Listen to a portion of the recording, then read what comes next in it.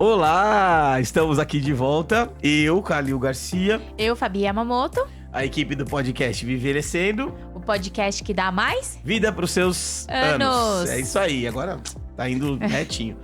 Se vocês acompanham a gente, vocês viram que na semana anterior, há 2 semanas atrás, nós trouxemos uma convidada muito especial aqui, que trouxe muita informação a respeito de como a gente deve buscar uma ILPI, uma casa de repouso, que a gente deve observar, né? Desmistificando, falamos um pouco sobre o preconceito, né? Sim. Que eu acho que esse assunto acaba gerando. Então foi um papo muito legal. Assistam o episódio anterior que tá muito legal. Exato. E a gente vai dar ver. continuidade nessa conversa, mas com um olhar diferente. Exato. Agora, por outro ponto de vista, a gente sabe muito bem que a gente vive num mundo que está em pleno crescimento, essa fatia do mercado. Então, nós vamos trazer novamente aqui a nutricionista, que agora é a CEO da Casa de Repouso Modelo, que é um projeto que a gente admira muito, que é a Roberta Lacerda Torres. Tá? Seja bem-vinda de volta.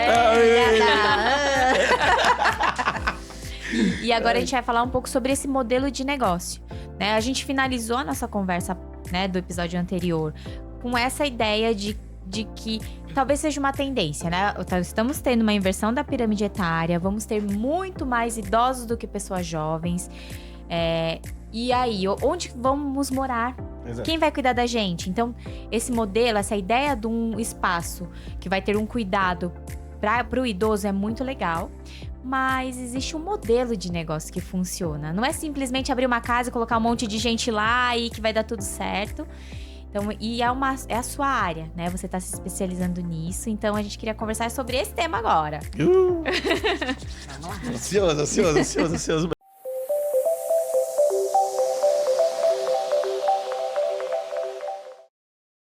A gente acompanha lá no Instagram e a gente vê muitas informações que você traz ali no dia a dia, né? Eu queria que você começasse contando como que você chegou nesse tipo de nicho? Por que você olhou para esse nicho no sentido de vou potencializar os trabalhos de alguém que quer administrar uma ILPI, não morar em uma ILPI, ou procurar alguém para morar? Foi bem curioso também a forma como tudo aconteceu, né? Eu fiquei 11 anos como dona, mas grande parte desses 11 anos, como a maioria dos donos, sozinha. Sem conseguir buscar ajuda ou tirar minhas dúvidas ou um monte de inseguranças que a gente tem nessa área, de será que estou tomando a decisão certa? Será que não estou? E não tinha com quem dividir. E aí, em 2021, eu decido criar um perfil. Tanto no meu canal do YouTube, quanto um perfil no Instagram. Mas, de início, com as casas, mostrando muito do dia a dia das minhas instituições. Só que, aos poucos, a minha própria comunicação foi indo para coisas que eu queria meio que dividir, sabe? Assim, ó, deu certo aqui assim. Mesmo que ninguém me ouvisse naquela época, né? Porque comecei com 0, né? Ninguém me ouvindo. E isso começou a despertar mesmo a necessidade que eu vi, aos poucos, de que todo mundo também se sente sozinho nessa área. Tinham as mesmas dúvidas que eu tinha, as mesmas inseguranças que eu também tinha. E que, de repente, coisas que tinham funcionado muito pra mim, porque ao longo de 11 anos eu vivi muita coisa com as minhas casas, né? Principalmente com a primeira, erros grotescos, assim, de gestão, de administração, principalmente financeira, que me fizeram quase desistir. E que aí depois eu aprendo a gerir e depois vem a segunda casa, né? Então, quando eu saio daquele buraco que eu tinha me enfiado, que eu consigo abrir a segunda no mesmo formato, então com a gestão já toda certinha. E foi assim, eu comecei a perceber essa necessidade das pessoas. E isso foi ganhando proporção, né? E que vira o primeiro curso meu. Que no início era somente um. E desse um foi ramificando várias outros materiais de necessidades também mais pontuais de cada dono. Entende? Foi assim que tudo começou. Ah, que legal. Então, você tem uma ideia de quantos cursos você tem? Eu tenho hoje um total de 9 materiais. Nossa. 9 cursos diferentes, além de consultoria e mentoria, né? O quanto é complexo, né? Muito, porque cada pessoa vem com uma necessidade, às vezes, específica. E a gente foi observando isso de um único curso, às vezes, muito grande. A pessoa não precisava de tudo aquilo. Ela queria um ponto específico. Então, a gente começa a trazer outras ramificações desse curso principal, né? Não, e o quanto eu acho necessário, né? Você teve esse olhar e essa percepção, e é muito necessário, porque aqui em São Paulo a gente sente que existe uma ILP a cada esquina, existem muitas, e a tendência é abrir cada vez mais pela demanda. Só que também a gente sente que existe um despreparo em todas as etapas, né? Desde o financeiro, o cuidado, estrutura. Então, o quanto é necessário esse seu olhar, essa sua experiência, essa bagagem e poder compartilhar e saber que as pessoas vão ter um lugar para poder pedir uma ajuda, pedir, olha, o que eu preciso melhorar aqui? Então, super legal. E muito obrigada por compartilhar com a gente, né? É verdade, porque a gente quer que as pessoas vão lá seguir o seu canal. Inclusive, @Casa de Repouso Modelo. Né? Isso aí. Vai lá que lá tem muito material. Hoje você dá uma pinceladinha aqui, um pouquinho de cada coisa, mas lá tem bastante material. Eu acompanho lá seus stories e tudo mais. Eu vejo as histórias das pessoas, eu fico, nossa, gente, são coisas que não passam pela cabeça de quem é leigo. A gente é 100% leigo nesse sentido, né? A gente sabe o que observar e tal, mas não sabe o que é o por trás. Outro dia, eu tava vendo, inclusive, você tava falando sobre até a separação de medicação. Daí, você comentando que em determinados estados é permitido cortar o blister, em outros lugares não é. Eu falei, nossa, olha o tipo de informação que passa batido, sabe? Aí eu fico pensando, por onde que a pessoa que vai começar uma ILPI, por onde ela deve começar? Porque tudo tem que ter começo, meio e espero que não fim, né? Sim. O comentário é muito importante do despreparo, né? Então, assim, por onde que se começa? Pelo planejamento. O que a maioria não faz. A maioria, ela tem a vocação no sentido de, assim, ser da área da saúde. Isso é unânime, né? A gente sabe que até tem donos com outras formações que não área da saúde, mas a maioria são da área da saúde. E aí, eles querem unir algumas coisas, né? Então, querem unir o fato do cuidado, que gostam, de ver o potencial do mercado de crescimento. Às vezes tem uma grana ali, né, que tal, e querem sair do CLT, às vezes dos plantões exaustivos e tudo mais, e decide ir. Só que em nenhum momento essa pessoa para estudar antes. No sentido de, assim, o que eu quero com essa instituição, que nada mais é uma empresa. Às vezes eu falo isso e as pessoas ficam, ai meu Deus, é uma empresa. Para você poder atender com qualidade o idoso que você vai atender, dar estrutura, os profissionais, ela tem que dar resultado financeiro, porque senão como é que você vai conseguir? Dar uma alimentação de qualidade, manter a estrutura em ordem. Pagar né? funcionário. Pagar funcionário, tudo. Funcionário. Então, como é que aonde que você resolve isso? Lá no começo, no planejamento. Qual é o público que você quer atender? Qual a classe que você quer atender? Qual o número de idosos você quer atender? A localização onde você vai buscar esse imóvel? Como que esse imóvel tem que ser? Não é uma casa qualquer que você vai buscar. Você vai lá, chega, olha uma casa. Ai, gostei dessa casa. Acho que essa casa aqui tá boa. Não é assim. Tem uma série de coisas que você tem que analisar nesse imóvel antes de você fechar. Uma das coisas muito importantes, por exemplo, é a viabilidade de imóvel, que eu falo muito para aluno meu. Se você não vai até a prefeitura fazer a viabilidade, esse imóvel pode não passar pela prefeitura como instituição. Aí você loca a casa antes, não faz a viabilidade, a prefeitura barra e você não abre. Já começa dinheiro. com prejuízo, já começa perdendo dinheiro. Começou Exatamente. mal. É importantíssimo. Tem uma pessoa lá em Curitiba que viveu exatamente essa situação. Ela locou a casa, porque o que normalmente, né? Tem bairros, às vezes, ou lugares que é mais residencial mesmo e não permitem abrir empresa, sabe assim? Instituição é empresa. Então, dependendo do lugar, e você tem que fazer a viabilidade. Essa pessoa locou, ela já começou a fazer umas mexidas aqui, umas mexidas ali, e aí barrou lá na prefeitura. E ela já tinha locado o imóvel, já estava pagando, já estava fazendo uma série de coisas. Pensa no prejuízo. Então, isso é uma coisa que a maioria não sabe que tem que fazer. Entendeu? Acho que é só, sei lá, vou achar uma casa grande, vou atender 10 idosos aqui, faz uma conta na cabeça. De cabeça, né? Eu vou cobrar Estimativas. 3 mil, eu vou atender 10 pessoas, vou ter um faturamento de 30 mil. Tá, e quanto você vai ter de custo? O custo operacional de uma instituição é altíssimo. Para ser de boa qualidade, tem um custo muito alto. Isso era uma dúvida minha. Eu sempre pensei nisso. Porque para você manter um idoso em casa com cuidador, é um custo alto. Sim. Né? Você tem uma pessoa que não precisa nem ser 24 horas, mas que esteja lá de segunda a sexta, num período de 8 horas, mantendo alimentação, medicação. É um custo. É um custo. Então, imagina uma casa que vai ser especializada nisso, né? O custo é muito alto. Então, as pessoas, às vezes, elas imaginam que o custo não é tão alto. Realmente, a maioria imagina. Não tem essa ideia. Pensa que um determinado número de idosos vai ser suficiente para manter.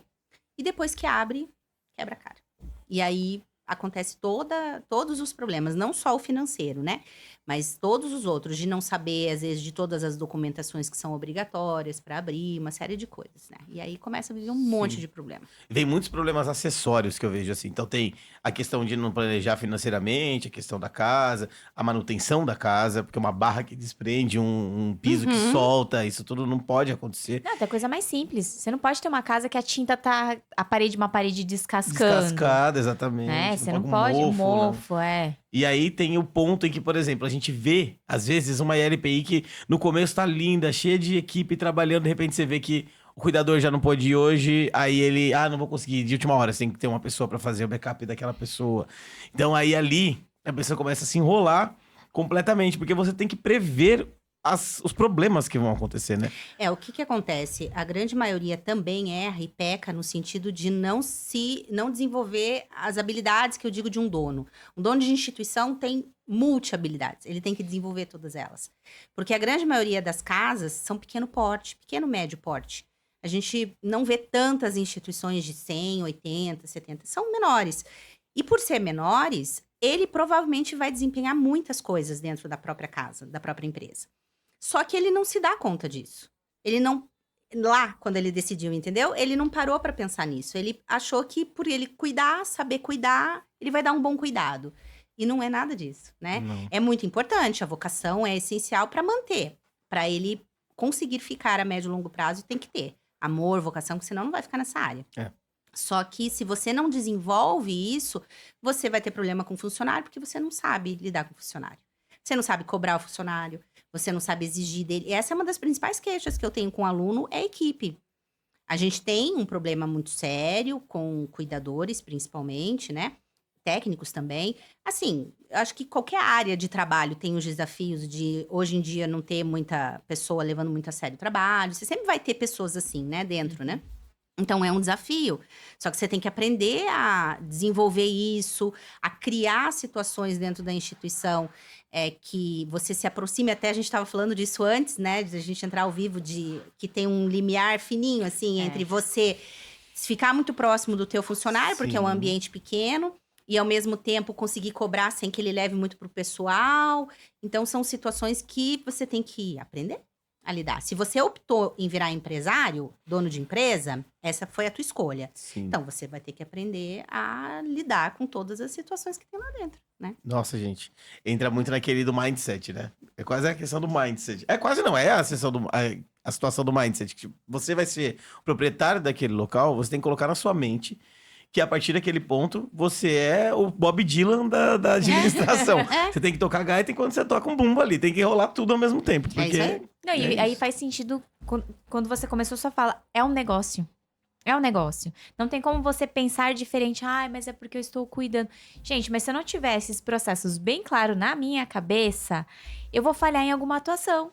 Então, é um negócio de cuidar. E aí entra aquele momento da paixão, né? É um cuidar com qualidade, é um cuidado com amor, mas é um negócio. Exato, sim. Isso é uma das coisas que eu mais pontuo quando eu digo, né? Vocês são donos de empresa.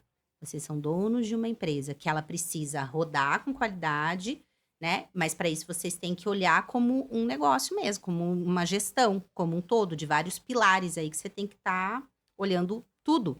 E o que acontece? A maioria dos donos também, por ter muita vocação do cuidado, ficam muito no operacional.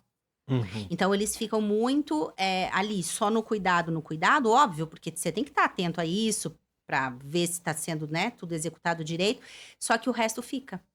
Então, a quantidade de alunos, por exemplo, gente, de dono de instituição médio, grande porte, assim, que não tem controle financeiro, não anota nada, não sabe. Meu não sabe. Deus, vai entrando, vai saindo, vai entrando, vai saindo, pega dinheiro de outro lugar, bota aqui, tira daqui, bota lá. Não sabe nada. Tanto é que uma das principais queixas que eu tenho, além de liderança, é gestão financeira. Não fazem ideia do custo do idoso, não sabe quanto que tá entrando, quanto que tá saindo, não sabem nada. Jesus. Nossa, E aí você acha que isso não vai comprometer, né? Se em algum momento, se você tá ficando no vermelho ou tá empatando, isso vai começar a afetar. Porque você não vai conseguir pintar a parede que tá precisando pintar. Você não vai conseguir trocar o móvel que tá precisando trocar. Você não vai poder fazer, às vezes, uma demissão de um funcionário que não tá sendo legal ali dentro da empresa. Você vai começando, tudo vai começar a ser afetado. Nossa, gente. Nossa, aí vai bombando um monte de pergunta na minha cabeça. Assim, que aí eu fico querendo saber até assim, como que você... Eu queria até perguntar mais pra frente, mas agora tá bombando dentro de você. Como é que você consegue precificar o seu trabalho? Porque eu acho que isso é quase impossível. A gente, fonoaudiólogo, a gente faz nossos atendimentos também, e aí a gente tem que dar o preço pro nosso trabalho. Só que sou só eu. Então eu sei quanto eu valho. Agora, quando você tem toda uma equipe, uma estrutura, uma rotina e tudo mais, como é que você faz pra precificar isso? Que parece que não tem como. A primeira coisa que eu sempre digo é assim, para você começar a pensar numa precificação, quando você vai abrir, né, a instituição, você primeiro olha para a concorrência. É um norte, é um parâmetro, né, Sim. a concorrência. Só que a maioria já erra aí também, porque só olha, pega igual e copia. E pode ser completamente diferente o custo daquela casa do meu. Pode ser um bairro parecido, um atendimento parecido, mas ela pode ter alguma... E eu digo isso porque esse foi um erro meu, por exemplo. Eu precificava um valor e a minha concorrência, o mesmo, eu copiava da concorrência. Só que eu empatava, o negativo, empatava. Tava assim, todos os meses. E eu pensava, mas eu tenho o mesmo tipo de atendimento, a estrutura é muito parecida, onde que eu tô errando, né? Depois eu ia atrás de, né, com conhecimento mesmo, né, estudar mesmo melhor sobre parte financeira da empresa, eu descubro que eu estava dando tiro no meu próprio pé, porque o meu aluguel não era igual ao aluguel da minha concorrência, eu ficava numa avenida extremamente movimentada, o meu aluguel deveria ser, sei lá, 3, 4 mil reais a mais daquela outra pessoa que tinha uma estrutura parecida, mas ficava numa casa mais afastada, mais bairro, entendeu? Então, aí, como é que eu vou precificar igual se só de aluguel eu já tenho uma diferença enorme? Então, é um norte. A precificação pegando o custo a instituição de concorrência. E depois, a gente fazer projeção dos teus custos. Você precisa anotar. Esse é o mínimo. Então, você tem que anotar tudo que sai da tua casa, que você gasta, que não é pouco, que nem eu falei, o custo de uma instituição é alto. E para você chegar no valor do idoso, que é a partir daí que a gente precifica, você divide esse valor pelo número de idosos. Olha que eu tô entregando uma coisa que eu só falo. Você pode ir lá, arroba Casa de Repouso Modelo. Entreguei o ouro aqui agora. Muito bom, muito bom. E aí você chega no teu custo. E a partir daí você começa a precificar. É a partir daí. Então, que você consegue colocar uma margem de lucro, você vê aquilo que você oferece, que você consegue ir melhorando o teu valor, entendeu? Nossa, sensacional, é isso, porque as pessoas vão muito nessa do cuidado mesmo, né? Quando a gente tava pensando na empresa da gente, que eu até comentei no outro episódio, né, que a gente ia prestar esse serviço, a gente teve muita dificuldade de definir o preço. A gente acabou com a ideia antes de definir o preço, a gente não conseguiu definir o preço, né? Foi muito difícil. Nossa, a gente teve várias reuniões para discutir sobre isso. Mas o que eu ouço muito dos alunos também, que eles até chegam num valor de custo e de precificação. Mas eles não conseguem manter esse preço. Porque a hora que você começa a ter procura, as famílias vão muito por preço também. Sim. É um dos fatores que determina, né? E aí, eles às vezes não conseguem manter esse valor. Só que porque também, né? Que é uma coisa que eu bato muito na tecla. Quando você decide um número muito pequeno de idosos, você se torna... você trabalha de forma muito justa. Você não consegue ter uma margem, sabe? Então, se você trabalha com um número um pouquinho maior de idosos, você fica com uma vaga, 2, aquilo não te impacta tanto. Se você trabalha com um número muito pequeno de idosos, aquilo ali, você ficar com uma vaga, não paga as contas mais. O percentual de perda é muito grande, né? Sabe? Então, você não consegue manter. Então, tem isso também, que às vezes os donos, quando decidem abrir, não pensam muito, né? Então, são várias coisas que eles simplesmente, a maioria só aluga o imóvel, vai atrás das coisas, adapta e toca o barco. E acha que isso vai ser suficiente, né? Nossa, e tem uma coisa também que eu acho que é bastante importante, que é a delimitação de como será a sua equipe, qual vai ser o serviço que você vai prestar. Existe alguma métrica para você saber o mínimo que você deveria ter numa ILPI, ou vai de acordo com o que você acredita que é mais... A gente tem na RDC, mas não dá para você levar aquilo ali, né? Aquela continha que a gente encontra na lei para um número de funcionários, né? Número de cuidadores para o número de idosos. Fica inviável, não vai trabalhar direito, se você tiver. Por exemplo, é 1 para cada 20 idosos, grau 1. O quê? Peraí, um cuidador? Um cuidador para 20 idosos de grau 1. Grau 1 é. Mas ainda assim. Mas mesmo assim... Mas ainda assim, né? Como é que você vai ter 20 pessoas dentro de uma casa com uma única pessoa olhando as 20, né? Exato. Se uma vomita e a outra escorrega em cima do vômito dela, deu errado, mas essa coisa que acontece. Então, ela dá um parâmetro ali, mas é claro que a gente sabe que na prática é o dia a dia que vai dizer, né? Assim, você vai ver os graus que você tem de dependência, os números de idosos que você tem, e você vai adequando aquele número para ficar uma quantidade de pessoas suficiente para atender. Né? Então, Nossa. Mas a legislação ela traz esse... Ela traz um parâmetro ali. Mas na prática baixo. é bem diferente, né? Porque eu acho que a gente falou também isso no episódio anterior. Quando a gente vai pensar numa ILPI, são poucos idosos independentes com uma autonomia. A grande maioria, acho que os familiares vão pensar, né, na procura de uma ILPI de um grau de dependência, porque realmente eu não tô conseguindo dar conta dessa dependência. E aí, idosos com maior dependência exigem um cuidado muito maior, e tudo é muito maior. O gasto também, né, que esse idoso demanda é muito maior. A gente vê na maioria grau 2 e 3 de procura, né? E aí o grau 3, a gente tem muitas nuances também dentro do grau 3, né? Porque o grau 3, ele pode ser um idoso, por exemplo, totalmente sem lucidez mais, mas que ele ainda tenha certa autonomia física, por exemplo. Mas ele já tá direto no 3. Simplesmente porque ele já tá em outro, né? O cognitivo de cuidados mais intensivos, entende? né? E aí mas ao mesmo tempo você tem um grau 3 restrito a leito, né? Que já tá com uso de sonda, já tá, né, totalmente acamado, às vezes tá já de posição fetal. Então você tem essas nuances dentro do 3. Então, claro que um idoso nessa situação acamado, com sonda e tudo mais, ele vai requerer uma equipe maior para atender ele. Sim. Então, o custo desse idoso maior, vai ser né? maior. Maior. E aí, assim, então os graus são 3 graus de idosos. O 1 é o independente, Isso, o 2 é médio, os cuidados médios, e o 3 é o que precisa de cuidados intensivos. exato. Nossa. E aí também uma coisa que é muito importante, imagino eu, o gestor de uma unidade de saúde desse gênero, ele precisa saber o mínimo de como que acontece o envelhecimento de uma pessoa com uma doença de base, por exemplo.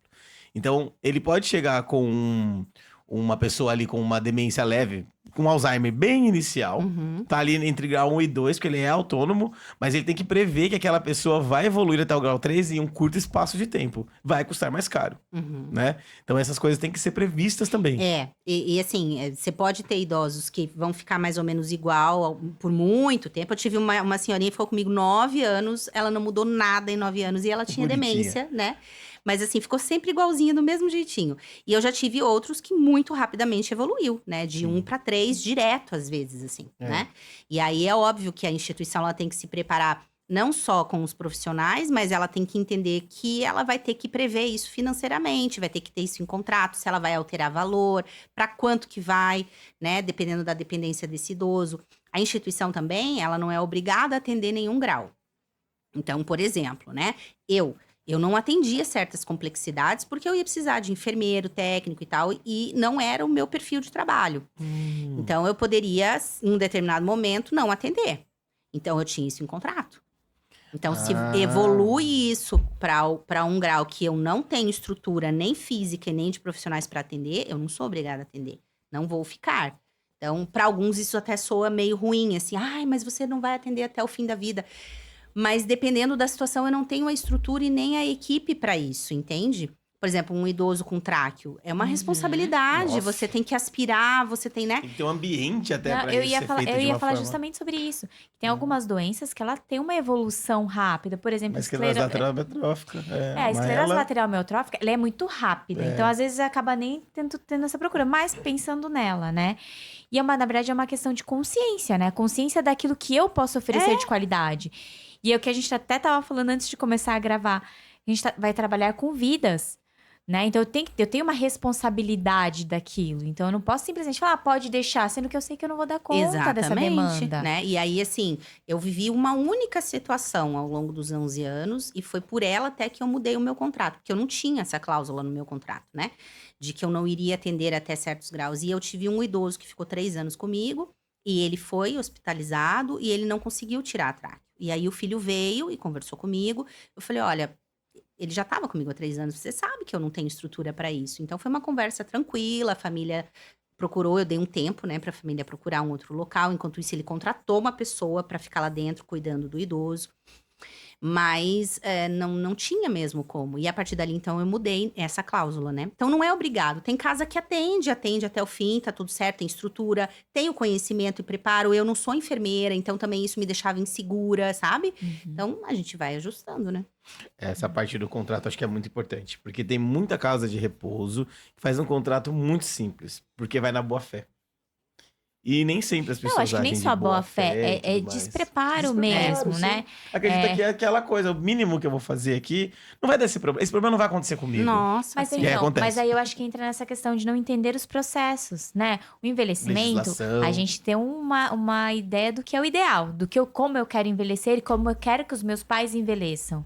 Eu não quero, nunca vou imaginar que um familiar meu vá por uma tráqueo, né, alguma coisa muito mais complexa, ou que acabe sendo diagnosticado com alguma doença muito específica, que demande de algumas coisas de uma necessidade muito específica. Mas isso pode acontecer. Né, a gente está sujeito a isso.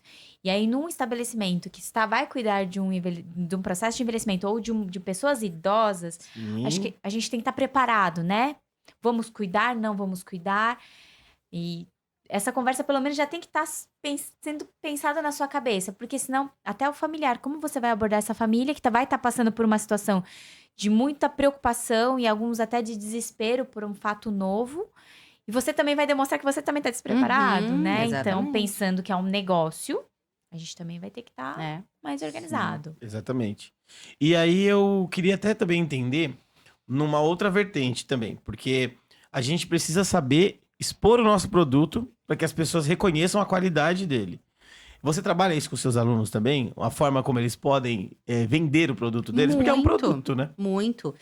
Uma das coisas que a gente mais fala e aborda, assim, dentro de mentoria, por exemplo, que é o acompanhamento que eu tenho, é a parte de marketing.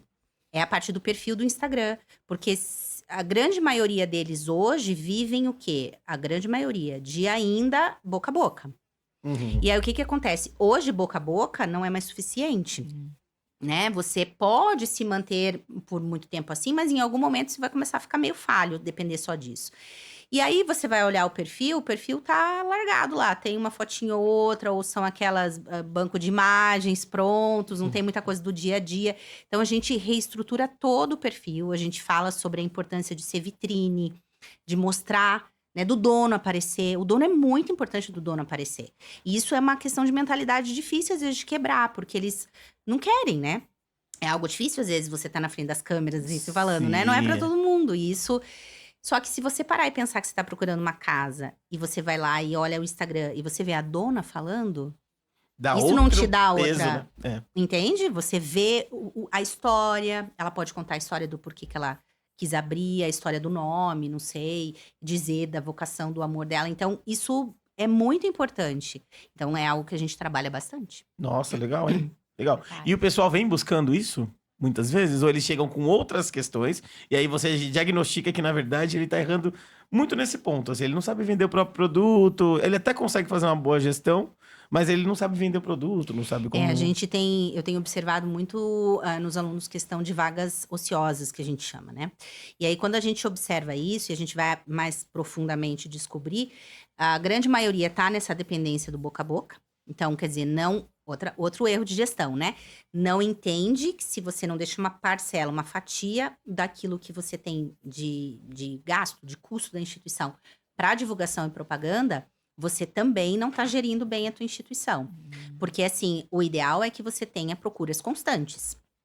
Se você fica na dependência do boca a boca, você pode ficar, às vezes, semanas sem ter ninguém te procurando. Sim. E aí, você vai ficar meses com uma vaga aberta. E aí, como é que roda o financeiro da casa? Vai começar a ser atingido, né? Então, principalmente quando tá com vaga ociosa, é porque não trabalha a parte de divulgação.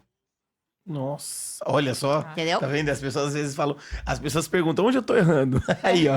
Às vezes E aí a gente vai divulgação, ver, não tá divulgando, não tá trabalhando no perfil, não faz anúncio pago, não faz nada. Quer que caia do céu. A pessoa lá e, entendeu? Bata na porta, eu não sei, uma luz me trouxe me pra fez cá. virar aqui. Achei Você esse sabe botão que eu tão já ouvi bonito. quantas vezes, assim, ó, aluno meu falando assim...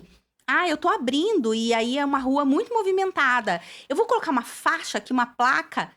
Vai ser suficiente. Gente, não é. A pessoa abre, colocou a faixa lá e acha que vai ter uma fila de idosos, assim, não vai Não, e ter. nessa geração de TDAH, todo mundo tem déficit de A única atenção. coisa que a gente lê é o nome que vem gente. no ônibus, olha lá. A gente, às vezes, eu sou rainha nisso, né? Tenho um filho pequeno. Às vezes não lê na minha frente. O Calil me manda mensagem, eu leio errado. A mensagem que ele me mandou, eu respondo errado. Sim, Acho acontece. numa faixa no meio de uma avenida. Então, assim, aí é contar muito com uma. A faixa é importante, é claro que Também, sim, né? Vai chamar atenção, né? Mas você não pode depender só disso, né? Sim. Não é o único, é só essa ferramenta. E ainda mais nessa geração, né? A gente tem as redes sociais, ela tem muita coisa ruim, mas também tem muita coisa boa. A gente poder disseminar informação importante. Eu tô nessa fase. Quando eu vou procurar algum profissional, eu vou, né? Tento procurar algum site, mas eu também sempre eu tô procurando perfil. Porque às vezes se eu vou procurar um pediatra pro meu filho, eu quero ver se eu me identifico um pouco com a fala, eu quero ver se eu me identifico com o jeito de atendimento, com as ideias, Sim. antes de marcar a consulta. Então, é uma Aí, ferramenta por exemplo, você interessante. entra dentro do perfil da instituição, não tem uma foto da instituição, não Sim. tem não tem nada da estrutura, você não vê a estrutura. Aí você olha assim, mas eu lá sei se a casa, que jeito que é, se me agrada, se não me agrada. A pessoa já quer olhar ali, entende? Então Sim. são erros, assim, muito, muito vários. Muito- Uma sucessão. Nossa, e é complicado porque, assim, hoje em dia, com a rede social, a gente se sente próximo das pessoas, né? E aí as pessoas acham muito que uma inteligência artificial consegue resolver todas essas questões. Então, pega aquele banco de imagem, faz aquelas imagenzinhas, assim, montadas, mas não tem alma aquilo, Uhum. né? E a gente busca muito isso, né? Identificação com a pessoa. A gente ainda não se Exato. identifica com máquina, a gente se identifica com uma pessoa. Eu acho que isso é muito importante que as pessoas tenham essa noção, né? Uhum. Porque por mais que seja um negócio, a gente não pode esquecer que é um cuidado, né? É. Tá relacionado com cuidado, um pouco Uma de pessoa saúde. muito importante, geralmente. E se não tiver amor e alma naquilo que você tá Sim. divulgando, já é uma forma de você excluir. Você já deletar. Esse daqui acho que eu não me identifiquei. Uhum. Não vou nem visitar. Não vou nem Exatamente. conversar. Exato. verdade, É é bem verdade. isso mesmo. E, assim, quais são os motivos maiores que as pessoas te procuram? Se puder elencar alguns. De queixas, assim, Isso. que, É, que o mais chegam o pra que mim. mais chega pra você. Financeiro em primeiro, liderança quase junto, de equipe, né? Cuidar de equipe. E o que chega muito também é coisas que era o que eu sentia, assim, dificuldades do dia a dia na gestão, no todo, que não sabe se tá decidindo certo ou não. Sabe? Por exemplo, isso eu sinto muito dentro da mentoria. O que mais buscam no acompanhamento comigo nem é necessariamente, às vezes, tomadas de decisão muito importantes. Mas às vezes, me mandar uma mensagem e falar, Roberto, eu tô com uma situação assim, o que você acha que eu faço? Precisa de alguém pra validar aquilo. Sabe? Ai, Eu recebi que isso legal. esses dias, assim, com uma situação com uma família, né? Que exatamente dessa alteração de grau. O idoso foi hospitalizado, voltou direto ao grau 3. E aí, tá no contrato que ela tem que rever o valor. E ela não sabe como abordar a família. Ficou constrangida. Ela tá não quer- constrangida. Mas é um momento muito sensível, é Exato. difícil E você... assim, a família, ela tá muito Nossa. impactada. Porque foi muito brusca a mudança. E daí ela... Roberto, não sei se eu falo agora, quando que eu falo, como é que eu faço. Entende? Então, é muito isso que eles buscam, assim. Exatamente. Não, eu me senti no lugar dessa família, porque a coisa que acontece muito comigo é assim... A gente trabalha com pacientes que têm uma fragilidade muito grande. E aí, eventualmente, o paciente falece. Eu nunca sei como abordar a família pra falar, olha, então, todas aquelas sessões do mês, assim, 3 mil reais ficaram pra trás. Eu nunca sei como fazer. não. Só acho que a Fabi sabe. Eu tenho Senão- muito... Você sabe melhor que eu. Eu tenho muitas essas situações, assim, de como falar com a família em caso de falecimento. Porque a gente tem falecimento dentro da instituição. Ai. Difícil. E aí você não Nossa. sabe como a pessoa vai levar essa informação. Isso é muito difícil, né? Isso foi algo Conta um que pouquinho pra pra mim, gente. isso foi algo que pra mim eu tive até que ir em busca de ajuda, né, psicológica, assim. Depois de alguns falecimentos que eu vivenciei, alguns dentro da instituição, aquilo começou a me... É como se eu me culpasse. Então, eu comecei a pegar toda aquela culpa daqueles falecimentos como se eu não tivesse feito bastante. Embora eu tivesse feito tudo que estava ao meu alcance, né? Sim. Então, eu tinha essa coisa. Eu sabia que eu tinha feito tudo, mas ainda assim eu me sentia culpada. Sim. E aí, num determinado momento, até tive que ir em busca mesmo de ajuda com relação a isso. Então, para mim, o que eu sempre oriento é assim, a gente, por exemplo, passar por telefone, né? Então, assim... olha, acabou de falecer. Péssimo, gente, pelo amor de Deus. Você não vai. Desastre de avião, não, né? Não dá. Acho que só em questões muito específicas, desastres... Avião, ônibus, tal, que é a polícia que te liga. Porque parece a polícia te dando uma notícia por telefone. É horrível, né? É horrível. Então, Deus. Assim, mas tem gente que faz, né? Assim, que realmente não sabe como agir. Eu já tive situações, por exemplo, de estar no meio do café da tarde na minha casa. Com as famílias, as visitas e tudo mais. E a idosa, ela já estava bem ruinzinha, a gente já estava até aguardando. Mas foi bem nesse horário, né? Então, eu deixei toda a minha equipe lá na frente, eu fiquei aqui atrás, peguei o telefone. Daí a gente liga para emergência primeiro, né? Mesmo que já tenha ido para o óbito, né? E aí vem, eles não atestam, mas eles certificam ali que houve falecimento. E aí eu liguei para a família, falei, precisei chamar a emergência, não passou bem e tal, você consegue vir rapidinho aqui? E aí eu mando entrar pela lateral da casa e aí eu dou a notícia. Mas, gente, isso é muito difícil, né? Isso é humanização pura. Nossa, é aquele processo, né, do gato subiu no telhado, né? Porque a família, no fundo, ela sabe. Quando vem, olha, chamei a emergência. Você pode vir aqui. É igual quando o hospital liga. Tá na UTI, tá internado. Você pode comparecer que o médico quer conversar? É aquele preparo. Então, o gato subiu no telhado, né? A gente vai dando... Porque é muito mais fácil se você vai preparando esse emocional da família do que de repente, então, sabe o que aconteceu? Passou mal, Nossa. E aí... Eu acho completamente desumano, né? É muito, muito cruel com a família que vai receber a notícia. Então, tem pessoas que não sabem lidar com isso, né? Então, assim, até sabem que a gente vai vivenciar essas situações, mas também tem dúvida de como agir. Então, também vem em busca dessas orientações, assim. Porque tem aquela coisa, né? Do quanto eu vou ter que separar da minha vida pessoal do profissional, mas também eu não posso ser... desumano e não ter empatia com quem vai receber, com aquele familiar. Então, é uma coisa que também a gente precisa ir analisando, né? Não posso levar aquilo pro pessoal e sofrer um luto como um familiar, porque senão você, como profissional, você não aguenta, você não dá conta dessa demanda. Mas eu também não posso ter a frieza de esquecer que é uma vida que se vai, que existem familiares que vão sofrer e que... E aí, tem os outros idosos que estão lá dentro. Sim. Que criaram um laço. E que vão ficar muito impactados com aquele falecimento lá dentro. E muitas vezes o corpo não sai tão rápido. Nossa, gente. Demoram para vir buscar. Às vezes com horas lá, né? Então, assim, é uma série de dinâmicas assim que a gente vive que realmente, quando eu digo, tem que ter vocação, gente, para ficar. Porque a gente tem que aprender a lidar com todas as situações que vão acontecer. E aí, os outros idosos, a gente ainda não fala, a gente deixa um pouquinho quieto e tenta tirar por fora pra ninguém ver e tudo mais, sabe? Porque isso pra te queimar no mercado, inclusive, é 2, né? Se você trata de uma forma desumana, as pessoas... sim, o boca a boca ruim também vai rapidão, né? É muito mais rápido. Eu acho que é até mais rápido. É super rápido. Impulsiona, né? Quando é ruim, exatamente. E a parte legal? Quando falece um idoso na casa de repouso, como é que fica a parte legal disso? A gente tem normalmente protocolos, assim, que a gente chama, né? Então, o ideal correto, né? É que, então, depois de toda a família estar ciente e tudo mais, a gente chama a emergência realmente só para dizer que houve o falecimento. E aí, tem a questão do atestado de óbito. E aí tem a questão se a instituição tem ou não tem o médico, porque não é obrigatório, né? O médico tem regiões que existe a lei do médico, que é obrigatório, mas na grande maioria dos lugares não é. E aí, se a instituição não tem o médico, vai ter que ir atrás de algum.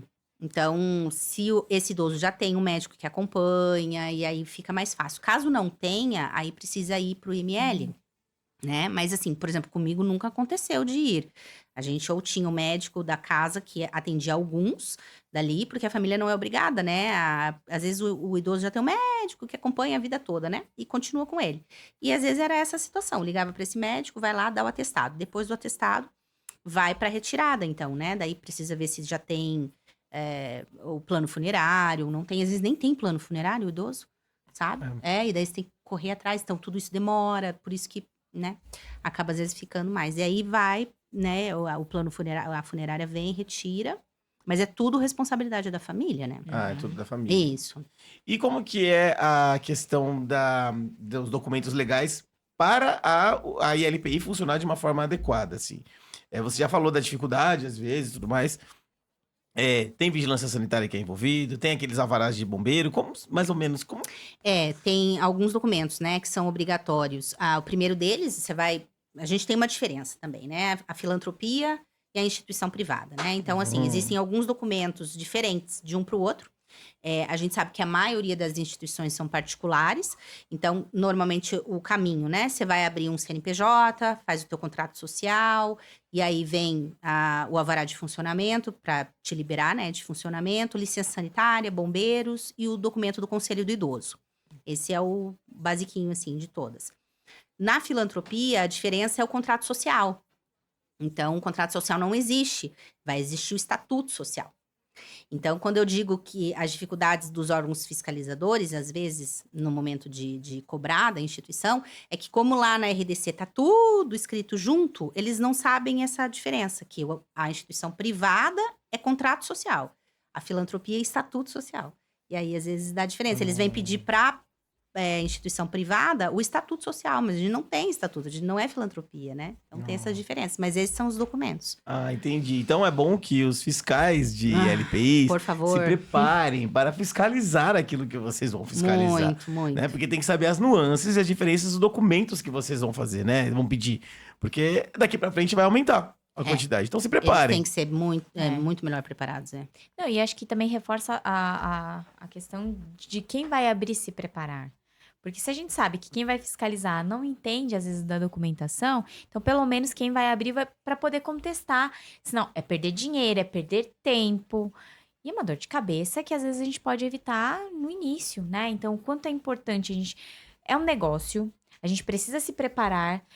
Existe a questão da vocação, do conhecimento mais técnico, né? Do cuidar, dos processos mais do dia a dia. Mas também a gente tem que ter um preparo por trás. O que eu preciso para fazer e fazer dar certo? Existe muitos casos de casa de repouso que não dão certo? Nossa, muitos. Muitos. Muitas abrem e em pouco tempo fecham. Muitas. Em Curitiba mesmo conheço muitas que abriram e em pouco tempo fecharam. Não conseguem se manter. E às vezes as pessoas pensam que a maioria fecha por interdição, né? Alguma coisa nesse sentido, de um órgão fiscalizador, e nem é porque ela simplesmente não conseguiu levar adiante, pelas decisões erradas lá no começo, que ela não se preparou e não teve o planejamento. Então, para começar. Né? E também, existe caso de sucesso de uma casa de repouso que é lucrativa e que oferece um bom serviço? Nossa, muito, muito. Hoje eu tenho resultados muito grandes com alunos dentro de uma margem de lucro que a gente estabelece.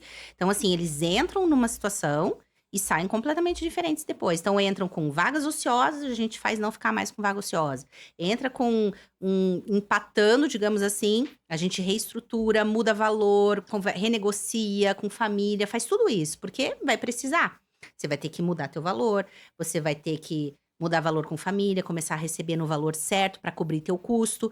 Aí você vai fazer as melhorias dentro da tua estrutura que vai precisar, né? Para você conseguir manter esse valor de precificação, porque também o que eu digo muito, o que adianta, né, você querer cobrar X valor, mas a tua casa não tá na altura daquele valor? Você não vai conseguir cobrar, né? Então, assim, você tem que se organizar para cobrar aquilo ali. Se você quer cobrar isso, tá dentro do teu público, dentro da classe que você atende, ok?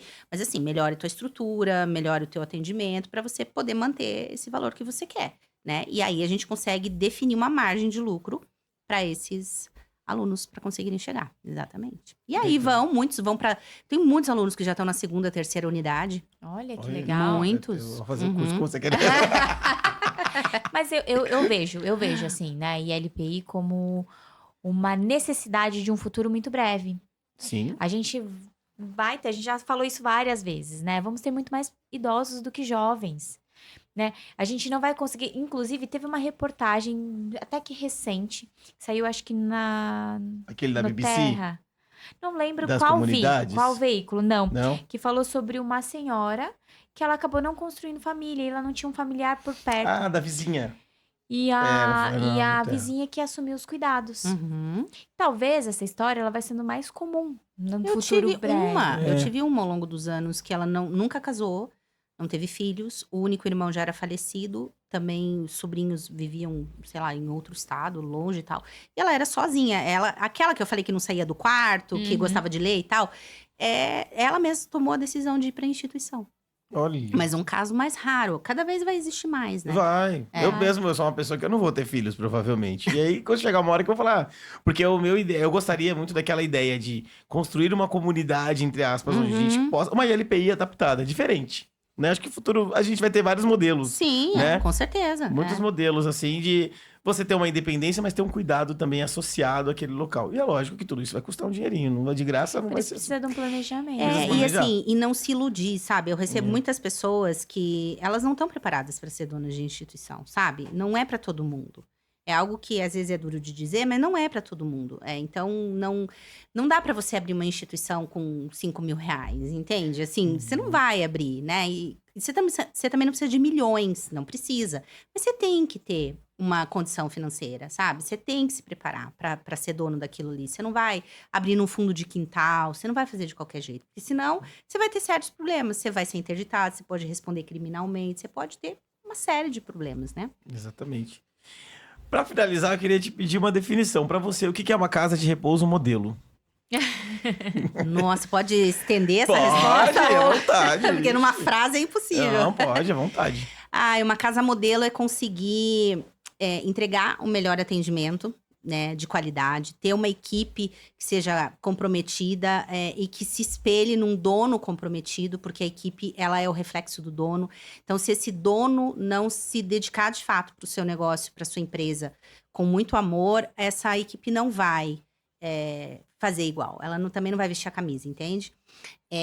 Então, o atendimento, a liderança junto com a equipe, aliás, a liderança junto com o dono, que ela tenha, assim, resultado, porque esse dono, ele tá abrindo um negócio que vai ser a vida dele, é o negócio dele, então ele precisa ter um retorno financeiro.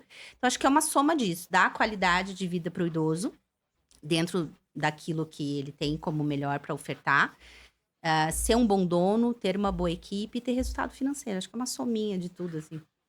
Maravilha! Olha, tá vendo? Pegou. É importante todo mundo ter apego isso. Não, e é muito importante. legal pensar que é possível, né? Porque Sim. às vezes a gente tem a ilusão... Eu, particularmente, vou ser bem sincera, abrindo meu coração. Pra mim, é uma coisa que eu tinha dificuldade de entender.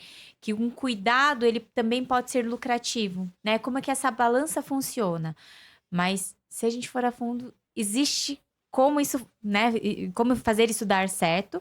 Só que precisa se preparar. Sim. Não dá pra ir simplesmente com uma boa vontade no bolso e com a sorte. Não, de jeito nenhum. Isso, né, já te põe pra trás uns bons passos. Então, realmente, o preparo, o conhecimento vai fazer muita diferença. Então, Roberto, é importante se você estiver pensando nisso. É isso mesmo. Vai lá, @Casa de Repouso Modelo. É isso. Isso. Roberta, olha, a vontade é ficar falando com você aqui horas e horas e horas. E aí uma fazer delícia, um curso gente, muito bom. e fazer a Aí daqui a pouco a gente vai mentoria. abrir as nossas... né? Exatamente. Você tava até fazendo a mentoria Águia, era isso? Mentoria isso? Águia é o nome da minha mentoria. Que é Isso. a mais recente que você lançou, É a mais né? recente, isso. Que hoje é a mentoria em grupo que eu tenho, mas ela tem encontros individuais e em grupo junto. Que a gente eu consegui ver que o grupo, ele se ajuda, né? O grupo, sim. ele faz muita diferença, assim, as pessoas, umas ajudando as outras, às vezes com as mesmas dificuldades. Então, o grupo também, ele tende a crescer mais, assim, junto, né? Então, sim, é acompanhamento de 6, 12 meses hoje que tem dentro da mentoria. E o objetivo dela é tornar essa última pergunta que você me fez. É tornar ela uma instituição de referência nos cuidados, no atendimento, conseguir ter uma liderança eficiente, uma equipe comprometida e retorno financeiro. Maravilhoso. Juntando tudo, casando É? tudo. Sim. Eu desejo muito sucesso pra você. Obrigada. E muito sucesso para as pessoas também que procurarem você e forem fazer a mentoria e os seus cursos e tudo mais, porque eu acho que é um trabalho muito, muito, muito edificante, digno, humanizado. Isso é muito importante. A gente conseguir casar as duas coisas é muito difícil. Uma pessoa que pensa no lucro, porque a gente tem que pensar no lucro, mas pensar na humanização que tem Sim. em torno de tudo isso. Olha, maravilhoso o seu trabalho, parabéns Obrigada. e muito sucesso mesmo, viu? Obrigada. E obrigada por compartilhar com a gente, né? Todo o seu conhecimento, né? São 2 episódios riquíssimos. E que a gente tá assim, Sim, tá doido pra eufóricos. assistir. Foi muito legal. Então, muito obrigada. Obrigada por ter aceitado participar com a gente. E, né, o nosso público ter recebido essa informação tão valiosa. Exatamente. E é isso. Eu Muito que agradeço, agradeço o convite. Foi muito bom, uma alegria estar aqui com vocês. Obrigada. Ai, muito E obrigado. quem sabe a gente não faz um episódio 3, Oh, 4. Agora a gente vai lá pra Curitiba. Também. Quem sabe? Muito obrigado mesmo. Imagina, viu? obrigada a vocês. E você que tá aí acompanhando, vai lá. Entra no. Se você estiver vendo no YouTube, já se inscreve no canal. Já... Ativa o sininho. Provavelmente você já deve ter ativado, né? É, provavelmente. Se não ativou ainda, você tá perdendo tempo. Vai lá, ativa logo. Dá um Segue joinha. a Roberta. A Roberta tá no YouTube também, né, Roberta? Tem o YouTube também, Casa de Repouso Modelo também. Casa de Repouso Modelo, vai lá, acompanhe. Comenta, curte, compartilha. No Instagram também faz a mesma coisa. Deixa um No joinha. Spotify. Exatamente, deixa o joinha lá. E no Spotify a gente descobriu que tem uma parte de comentários. Deixa um comentário que é mó legal, viu? A gente lê os comentários do pessoal, é interessante. Então, sigam a Roberta no @Casa de Repouso Modelo. Eu, o FGO Calil com K Garcia. Eu, FGA Fabiana Yamamoto. E segue a gente nas outras redes e No tamo aí. Envelhecendo Podcast. Exatamente. Daqui 2 semanas estamos de volta no domingo, à 13h. Obrigado, pessoal. Um abraço. Tchau. Valeu. Valeu. Ei.